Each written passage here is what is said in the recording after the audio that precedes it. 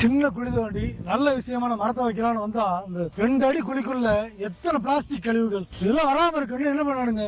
போற வழியில வர வழியில தூக்கி வீசுறோம்ல அந்த குப்பை, அதை பத்தி என்ன ஆயிருக்குன்னு நினைக்கிறோமா? பாருங்க எத்தனை இடத்துல எப்படி எல்லாம் இருக்குது பாருங்க. ஒரு இடத்துல தூர்வாரி சுத்தம் பண்ற இடத்துல எத்தனை குப்பை பாருங்க உள்ளுக்குள்ள. பலாயிரம் வருஷம் ஆனாலும் மக்கவே மக்காத குப்பைகள். போற வழியில வர வழியில பிளாஸ்டிக் கப் எல்லாம் தூக்கி போட்டிருக்காங்க. குழந்தைங்கல இருந்து பெரியவங்க வரைக்கும் வந்து சுத்தம் பண்றாங்க. இதுக்கு ஒரு ஏற்பாடு பண்ணிருக்காங்க. குப்பையை வந்து சாலைகள்ல போற வழியில வர வழியில தூக்கி எறியக்கூடாது அப்படிங்கிறதுக்கு முழு உதாரணம் தான். இதெல்லாம் பல வருஷம் ஆனாலும் மக்காது. இதுல குப்பை மட்டுமே இல்ல, பிளாஸ்டிக் மட்டுமே இல்ல, பீங்கான் குப்பை, சிகரெட் பாக்கெட்டு, ஷாம்பு பாக்கெட்டு இருக்கிறது எல்லாம் கிடக்குது. அதை முறையா பிரிச்சு கொடுக்கறதுக்கு நம்மளால ஒரு நிமிஷம் ஒரு நொடி அதை தூக்கி ஒரு நொடி தூக்கி வீசுறப்போ குழந்தைங்க எத்தனை பேர் பாதிக்கப்படுறாங்கன்னு யோசிச்சிருக்கோம். அதனால நமக்கு என்ன தேவை, அத்தியாவசிய தேவை என்ன? இன்னைக்கு சுத்தமான காத்து, நல்ல தண்ணி, அதை கொடுக்கறதுக்கு நம்ம நீர்நிலைகளும் நம்ம வைக்கிற மரமும் தான். அதை செய்யறோமான்னு பாருங்க. எல்லாருமே செய்யணும் உடனடியா. இந்த மாதிரி எல்லாருமே அங்கங்க எங்கெல்லாம் நீர்நிலைகள் இருக்கோ அங்க எல்லாமே சுத்தமா தூர்வாரி இந்த மாதிரி மரங்களை வச்சு காப்பாத்துனீங்கன்னா தான் வருங்கால தலைமுறைக்கு சுத்தமான காத்தும் நல்ல தண்ணியும் குடிக்கிறது கிடைக்கும்.